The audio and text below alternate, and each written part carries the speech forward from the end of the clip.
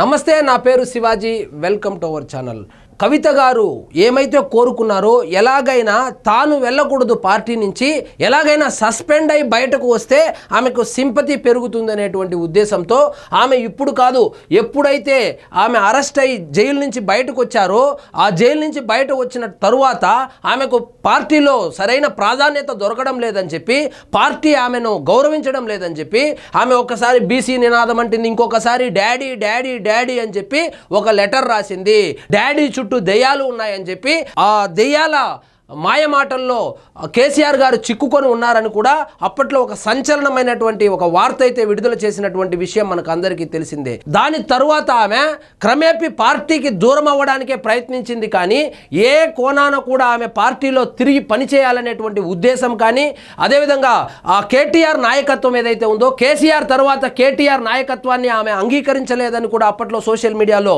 Viral అయింది. దానికి సంబంధించి ఆమె ఇంటర్వ్యూలో కూడా నాకు ఒకడే ఒకడు నాయకుడు ఆయన కేసీఆర్ మాత్రమే మిగతా వాళ్ళంతా నాకు లెక్కే లేదన్నట్లు కూడా చెప్పుకొచ్చారు. నిన్నటికి నిన్న ఎప్పుడైతే రేవంత్ రెడ్డి గారి సర్కారు సిబిఐకి ఈ కాళేశ్వరం ప్రాజెక్టుకు సంబంధించినటువంటి కాళేశ్వరంలో జరిగినటువంటి అవకతవకలు కావచ్చు ఇరిగేషన్ ప్రాజెక్టుల్లో జరిగినటువంటి అవకతవకలు కావచ్చు దీనికి సంబంధించి సిబిఐ విచారణ కోరగా సో మంత్రివర్గ సమావేశం పెట్టుకొని సిబిఐ ఎంక్వైరీ చేయాలని నిర్ణయించుకున్న తర్వాత అసెంబ్లీలో అర్ధరాత్రి వరకు చర్చించిన తర్వాత ఈ కాళేశ్వరం ప్రాజెక్టుకు సంబంధించి ఆ 10,000 కోట్లో ఎంతో అవకతవకలు జరిగిందని చెప్పి దాన్ని సిబిఐకి విచారణకు ఆదేశిస్తున్నట్లు రేవంత్ రెడ్డి సర్కారు చెప్పడంతో దీన్ని ఆసరాగా తీసుకున్నటువంటి కవిత గారు ఏం చేశారంటే ప్రెస్ మీట్ పెట్టి సో ఇరిగేషన్ ప్రాజెక్టులు కావచ్చు కాళేశ్వరం కావచ్చు దాంట్లో కనుక అవకతవకలు కనుక జరిగి ఉంటే అప్పటి ఇరిగేషన్ మంత్రిని ఎందుకు ప్రశ్నించడం లేదు అప్పటి ఇరిగేషన్ మంత్రి ఎవరంటే సాక్షాత్తు హరీష్ రావు మరియు సంతోష్ రావు వీళ్ళిద్దరూ చేరుకొని సో కేసీఆర్ని నట్టేట ముంచారు. సో అవినీతి మరకలు లేనటువంటి కేసీఆర్కి మరకలు అంటించేటువంటి ప్రయత్నము హరీష్ రావు మరియు సంతోష్ రావు చేస్తున్నారు. వీళ్ళిద్దరూ మెగా కృష్ణారెడ్డి ఎవరైతే ఉన్నారో మెగా కృష్ణారెడ్డితో కుమ్మక్కయ్యి ఇప్పుడు రేవంత్ రెడ్డితో కుమ్మక్కయ్యి వాళ్ళు కేసీఆర్ యొక్క ఇమేజ్ ని డ్యామేజ్ చేసేటువంటి ప్రయత్నం చేస్తున్నారు. సో నాకు మనసు విరిగిపోయింది కేసీఆర్ ఏంటి సిబిఐ ఎంక్వైరీకి వెళ్ళడం ఏంటి అని చెప్పి ఆమె చాలా బాధపడుతూ ఒక ప్రెస్ మీట్ పెట్టి హరీష్ రావును సంతోష్ రావును కార్నర్ చేస్తూ వీళ్ళే కారణం అని చెప్పి ప్రెస్ మీట్ లో చెప్పడం జరిగింది. ఈమె ఇండైరెక్ట్ గా బీఆర్ఎస్ ప్రభుత్వంలో చేపట్టినటువంటి కాళేశ్వరం ప్రాజెక్ట్ ఏదైతే ఉందో దాంట్లో అవకతవకలు జరిగింది అని చెప్పి ఆమె డైరెక్ట్ గా ఒప్పుకున్నట్లయింది. సో ఎప్పుడైతే ఆమె ప్రెస్ మీట్ పెట్టారో దాని తర్వాత బీఆర్ఎస్ కార్యకర్తలు ఎవరైతే ఉన్నారో తల్లి నువ్వు లిక్కర్ కుంభకోణం చేయడం వల్లనే కేసీఆర్ ఓడిపోయాడు లిక్కర్ కుంభకోణం వల్లనే బీఆర్ఎస్ అధికారం కోల్పోవలసి వచ్చిందని చెప్పి వాళ్ళు సోషల్ మీడియా వేదికగా నిన్న రచ్చ చేశారు. అంటే ఇప్పుడు ప్రజలు ఏమనుకుంటున్నారంటే ఒకవైపు లిక్కర్ స్కాము జరిగింది మరోవైపు కాళేశ్వరం స్కాము జరిగింది కేసీఆర్ ప్రభుత్వంలో 2 స్కాములు జరిగిందని చెప్పి సాక్షాత్తు ఇంట్లో ఉన్నటువంటి వ్యక్తులే ఒప్పుకుంటున్నారు. కాబట్టి సో ఈ 2 స్కాములు జరిగింది అని చెప్పి వీళ్ళు కావాలనే వీళ్ళ ఆధిపత్య పోరులో కేసీఆర్ ని బలిపశువు చేసేశారు.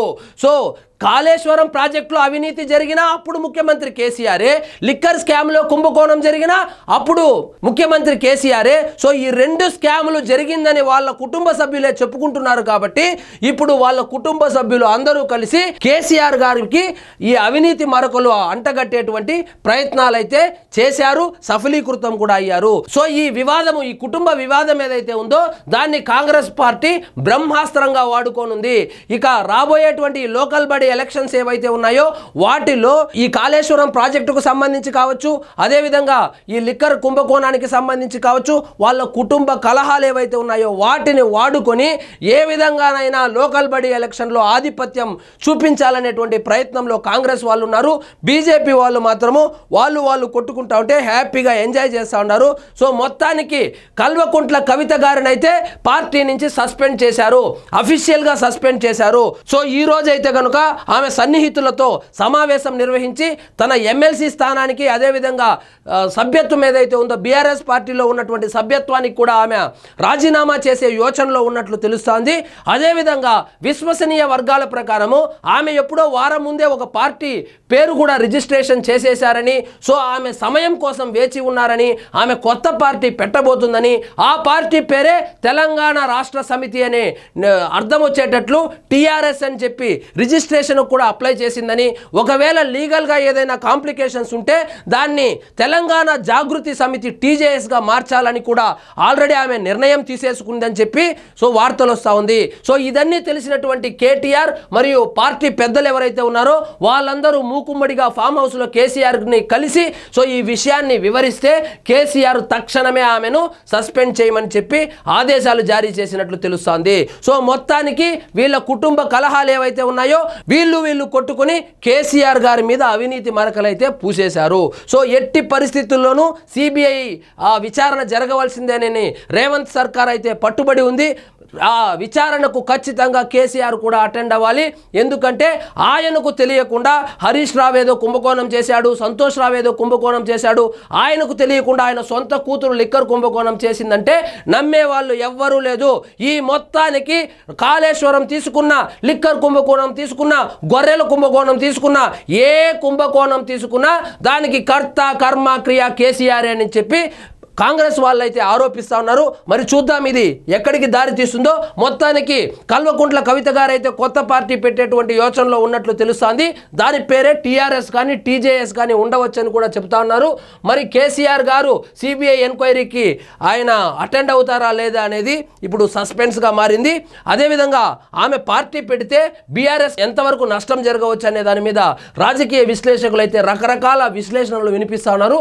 సో మొదట్లో పార్టీ పెట్టిన తర్వాత ఆమె ఎవరిని టార్గెట్ చేస్తుందో చూడాలి. మరి మరోవైపు ఆమె కాంగ్రెస్ లో చేరబోతుందని చెప్పి, ఆమె పార్టీ పెట్టదని చెప్పి, ఆమె కాంగ్రెస్ లో చేరి మంత్రి పదవి ఆశించిందని చెప్పి, సో ఆమె కాంగ్రెస్లో చేరడాన్ని రేవంత్ రెడ్డి గారు కూడా ఆహ్వానించారని, కానీ రాహుల్ గాంధీ ఇప్పట్లో వద్దు, వాళ్ళ మీద అవినీతి మరకలు ఉన్నాయి, ఇంకొకటి కేసీఆర్ ఫ్యామిలీని నమ్మేదానికి కాదు, అప్పట్లో రాష్ట్రం ఇస్తే, ప్రత్యేక రాష్ట్రం ఇస్తే ఆయన పార్టీని విలీనం చేస్తానని చెప్పి నమ్మించి మోసం చేశాడు కాంగ్రెస్ పార్టీని, కాబట్టి వాళ్ళను నమ్మేటువంటి ప్రశ్నే లేదని చెప్పి ఆమెను మంత్రిగా ఆయనైతే ఒప్పుకోలేదని కూడా వార్తలు వస్తూ ఉంది.